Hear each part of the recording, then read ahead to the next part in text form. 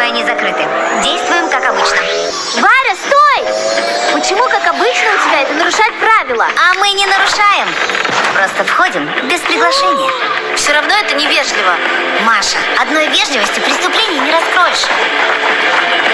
Ух ты! У них здесь круто!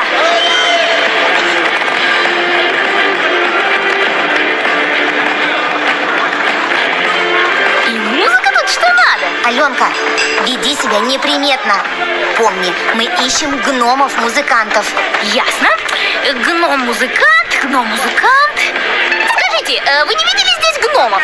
Я гном. Простите, Снежка, смотри, гном-баскетболист. Нет, это надземные гномы. Они выше подземных и очень-очень гордые. Постарайся не обижать их. Классная борода. Что ты сказала? Извините. Вы тоже гном? Это Кобольд, Аленка. Она назвала его гномом? Ну все, они разозлились. Да кто вы такие? Это эльфы, что ли? Точно! Эльфы! Мы сказочный патруль. Расследование магических преступлений. Мы не звали патруль. Хильда, проводи их к выходу. Подождите! Подождите! Это я их вызвал. Зачем?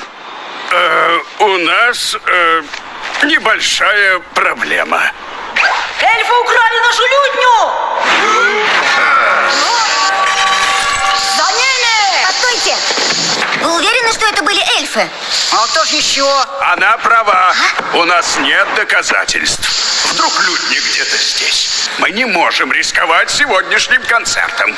Пусть они сперва поделают свои магические штучки. Ясно?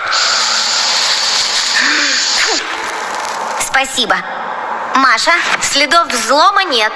Кто-то открыл сейф ключом. у кого был доступ за кулисы?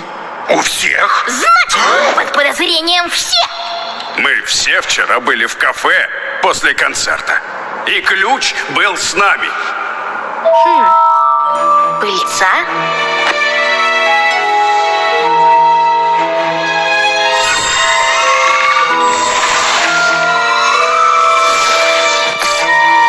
Ночной одуванчик?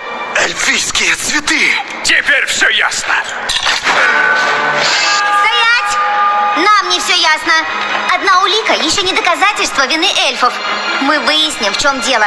Пожалуйста, обещайте оставаться на месте и ничего не предпринимать. Обещаем. Чудненько.